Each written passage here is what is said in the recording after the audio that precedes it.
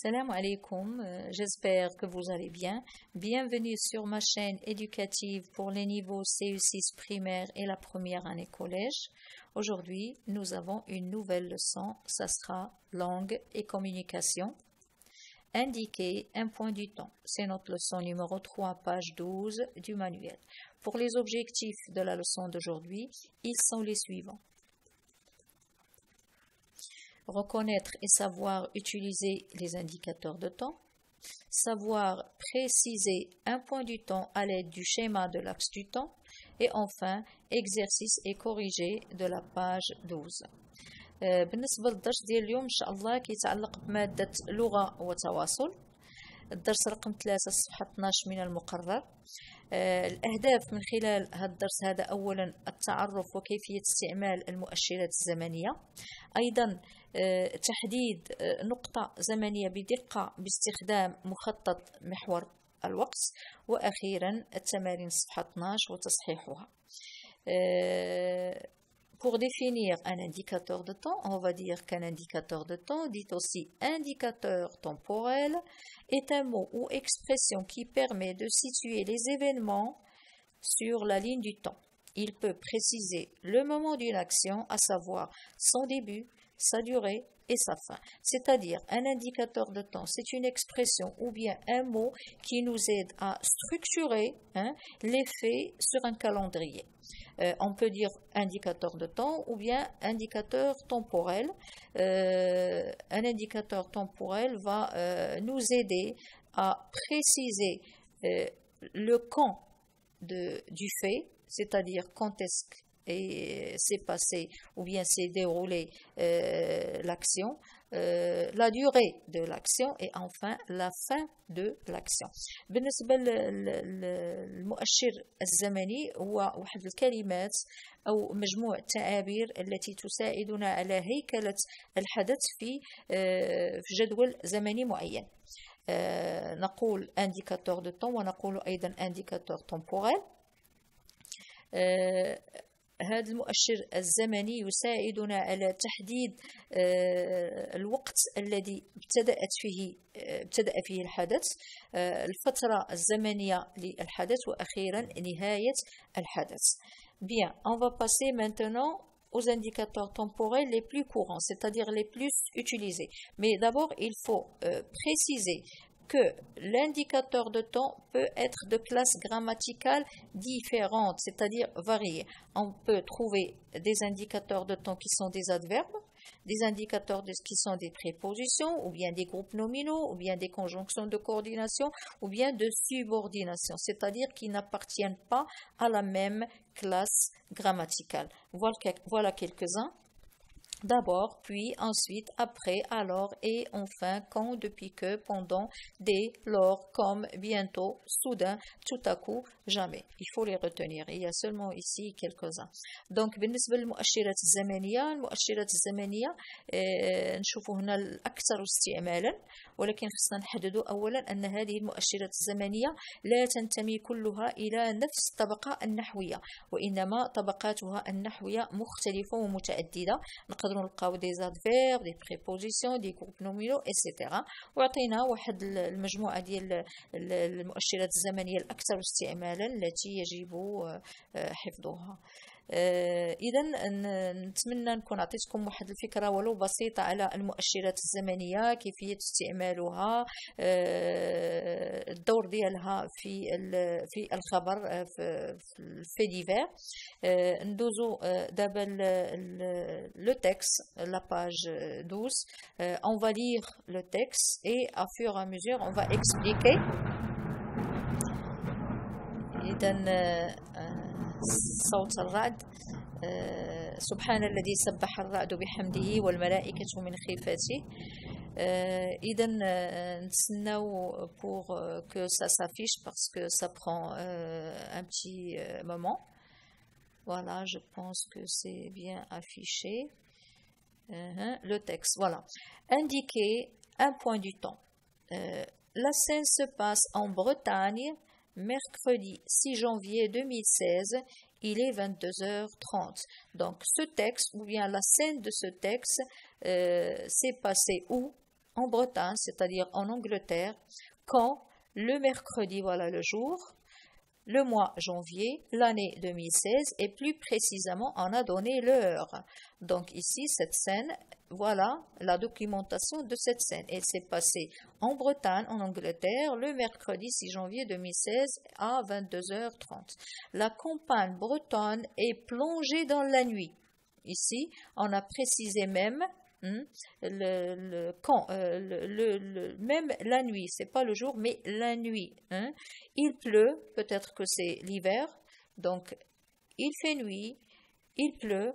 Un automobiliste se hâte de rentrer chez lui. Un automobiliste, c'est quelqu'un avec sa voiture, au bord de sa voiture, se hâte, c'est-à-dire qu'il est pressé de rentrer chez lui. Soudain, tout à coup, soudain, dans la lumière des phares, dans la lumière de sa voiture, qu'est-ce qu'il a vu? Apparaît un petit cycliste en pyjama et en tang. Donc, à l'aide des phares de sa voiture, qu'est-ce qu'il a vu devant lui? Il a vu un petit enfant sur sa bicyclette. Il est habillé en pyjama et en tang. Dans ses pieds, il y a des tangs. Jean-François Pinault n'en croit pas ses yeux. Donc c'est quelque chose d'incroyable de voir un petit garçon sur la route pendant la nuit et en pyjama. C'est quelque chose qui ne se passe pas chaque jour. Donc monsieur Jean-François Pinault n'en croit pas ses yeux. Le vélo est dépourvu de lumière et la route est dangereuse. En plus que le petit garçon est en pyjama et pendant la nuit, il n'y a même pas la lumière sur son vélo. Et la route est dangereuse. Donc, qu'est-ce qu'il a fait, monsieur Jean-François? Il s'arrête, stoppe la bicyclette du petit garçon, fait monter l'enfant trempé, c'est-à-dire tout mouillé, et transit. Il a très froid, le petit garçon, il a très froid, et en plus, il est mouillé. Le monsieur a stoppé la voiture et il a fait monter l'enfant dans sa voiture. Et il appelle les gendarmes. C'est normal qu'il appelle les gendarmes, c'est parce que pas tous les jours qu'on trouve un petit garçon dans une route dangereuse et pendant la nuit en pyjama. Donc, il faut bien qu'il appelle les gendarmes qui, à leur tour, réveillent le maire de la commune. Qu'est-ce qu'ils font, les gendarmes? Ils doivent réveiller le maire, c'est-à-dire le responsable de ce quartier, pour voir ce qui se passe. Une demi-heure plus tard, je vais vous dire après pourquoi on a écrit ces mots en gras, à la mairie, c'est-à-dire au bureau du responsable du quartier, l'enfant raconte son histoire. Donc ici, l'enfant va expliquer pourquoi il est sur son vélo, dans la nuit, dans une route dangereuse, en pyjama, pourquoi il a fait ça. Donc il va expliquer. Il dit s'appeler Kevin. Le petit garçon s'appelle Kevin et avoir 5 ans. Il est âgé de 5 ans. Dans la soirée, son père, un agriculteur, infirmier, le père du petit garçon est infirmier, dans la région, c'est-à-dire tout près, s'est effondré inconscient dans la cuisine. Donc son père s'est évanoui et il est tombé inconscient dans la cuisine. Alors, le petit garçon, pour aider son père, qu'est-ce qu'il a fait? Il a décidé de partir en bicyclette, chercher sa mère, parce que sa mère n'était pas présente à la maison. Elle travaille. Donc, sa mère qui travaille de nuit dans une usine située à 10 km de la ferme. Donc, qu'est-ce que Kevin a décidé pour aider son père? Il a pris son bicyclette et il a décidé de partir chercher sa mère pour savoir ce qu'il va faire. À 10 km de la ferme. Grâce aux indications, c'est-à-dire le petit garçon leur a donné l'adresse de leur maison. Grâce aux indications de l'enfant, l'ambulance des pompiers, parce qu'ils ont appelé les pompiers pour pouvoir sauver le papa, l'ambulance des pompiers va chercher le père de Kevin à minuit. Ils sont partis à la maison du Kevin pour chercher son père qui est toujours inconscient. Il est à l'hôpital, voilà, c'est bon, maintenant il est à l'hôpital, il est sauvé, c'est-à-dire qu'on a sauvé le père qui était inconscient. 8 jours plus tard, donc regardez ici un point du temps, il est de retour, le père, il est de retour à la maison, il se remet lentement de sa crise cardiaque. Donc, il a eu une crise cardiaque, le pauvre, dans sa cuisine et il était seul avec son petit garçon de 5 ans.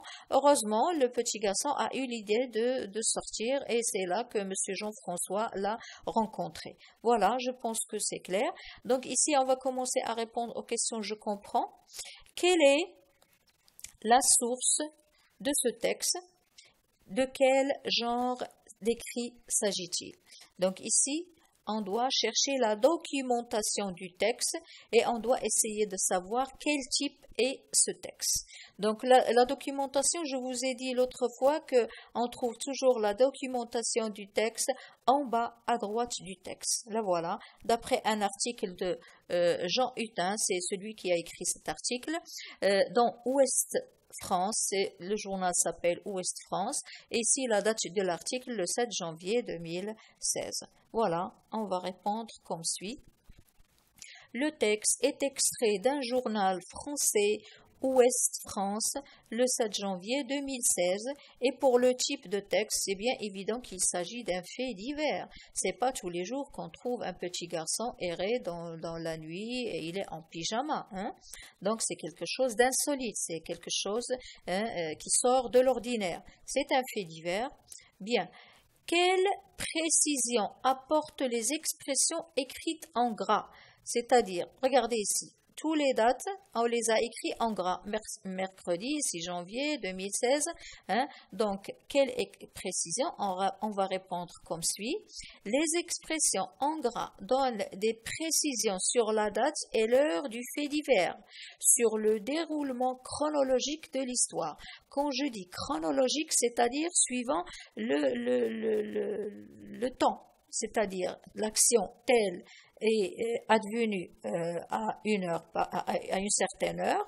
Après cette heure, il y a une autre action qui vient de se dérouler et ainsi de suite. C'est ça l'ordre chronologique, c'est-à-dire suivant l'augmentation ou bien suivant le temps. Bien. Ici, troisième question, trace dans ton cahier un axe représentant le temps et place les dates et les horaires cités. C'est-à-dire, on va prendre et on va regarder sur le texte pour prendre les horaires. Mercredi 6 janvier 2016 à 22h30, quelle est l'action qui s'est déroulée dans cette date? On va regarder aussi une demi-heure plus tard, qu'est-ce qui s'est passé. Après, dans la soirée, qu'est-ce qui s'est passé. Et à minuit aussi, et 8 jours plus tard. Et voilà. On va commencer par la première action dans l'axe du temps. Donc, mercredi 6 janvier 2016, effondrement du père. Voilà l'action qui s'est déroulée. Voilà son temps. Après, l'action suivante, à 22h30, prise en charge de Kevin. C'est là que M. François a rencontré Kevin et il l'a pris dans sa voiture. Après l'action suivante, on a à 23h, récit de Kevin. Voilà, il donne l'explication aux gendarmes pourquoi il est sorti pendant la nuit. Après, il y a l'action suivante, minuit, hospitalisation du père. Ça y est, les pompiers ont récupéré le père qui était malade et ils l'ont fait hospitaliser. Et enfin, on a 8 jours plus tard, retour du père. Voilà, il s'est remis de sa crise cardiaque. Ok. Voilà, regardez l'axe du temps. On commence par le premier événement, le deuxième, le troisième, le quatrième et le cinquième. Bien, maintenant on va passer à la page suivante de l'exercice. On attend quelques secondes pour que ça s'affiche. Je m'entraîne. Je vais lire la première consigne. Relis les actes de parole aux situations de communication qui leur correspondent. Donc, on a deux colonnes ici. On a la première colonne, actes de parole, et on a la deuxième colonne, les situations. Donc, chaque acte de parole doit être relié avec la situation qui convient. Donc, on va lire le premier acte de parole. Demain, nous aurons un devoir sur table. Donc, il s'agit ici de l'école, de la maîtresse, des devoirs. Donc, regardez, on va lire A. Hanan informe ses amis du jour de son anniversaire. Ça n'a rien à voir. Un jeune garçon rappelle à son copain la date où il lui a envoyé un message électronique. Ça n'a rien à voir. Mais ici, un professeur prévient ses élèves qu'une évaluation aura lieu au cours suivant. Donc, c'est bien évident que l'acte de parole, le premier, a un grand rapport avec la situation C. Et voilà. Le deuxième acte de parole, chers téléspectateurs, nous diffuserons ce film le jeudi 3 août à 20h30.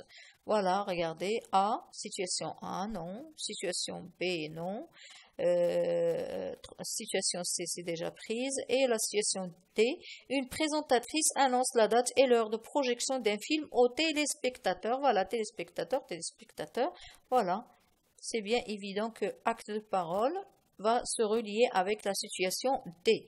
On passe à l'acte de parole 3. Je t'ai envoyé un email la semaine dernière, très exactement le vendredi 18 novembre. Voilà. Ici, ça n'a rien à voir avec l'anniversaire, mais avec un jeune garçon qui rappelle à son copain la date où il lui a envoyé un message électronique. Et voilà. Et enfin, il reste la dernière. Mon anniversaire aura lieu le samedi 24 avril. Dans la situation A, il s'agit bien d'un anniversaire. Et voilà. Voilà. On a relié chaque acte de parole à la situation qui convient. On passe à la dernière page. On va attendre que ça s'affiche. Voilà. On va lire la deuxième consigne. Réponds aux questions suivantes en employant les indications de temps précises, le jour, le mois ou l'année. Bien. Quand es-tu né? Donc, tu vas donner la date de ton anniversaire. Si c'est une fille, on va ajouter le E. Si c'est un garçon, on ne va pas ajouter le E. Je suis né le 23 octobre 2012. Quand tes parents se sont-ils mariés? Attention, il faut suivre la logique chronologique des faits. Les parents, cette date qui doit être affichée ici doit être antérieure à celle-là, pas le contraire. Hein? Voilà. Le 3 décembre 2010. La question suivante. Quand as-tu rencontré ton meilleur ami? On donne une date. Voilà. Je l'ai rencontré avant-hier. On a donné le jour et l'heure à 17h30. Et la question numéro 3. Complète les phrases suivantes par une indication temporelle. Le premier train part à... On va choisir une date, à 18h30 du soir. Mais attention, le deuxième renseignement, il doit être antérieur. Nous allons sortir pour aller à la gare. Après, on va prendre le train. Donc, cette date doit être antérieure à la première. Donc, nous sortirons à 17h30 pour prendre le premier train qui va partir à 18h du soir. Voilà. Et enfin, la tempête a ravagé la côte. Hier, on a donné le jour. Pendant la nuit, on a précisé la période pendant la nuit. Voilà. J'espère que vous avez su répondre aux questions des exercices de la page 12. Je vous remercie infiniment pour votre attention. Merci beaucoup de vous abonner sur ma chaîne pour m'encourager et pourquoi pas un petit like. Au revoir. Wa fi amanillah.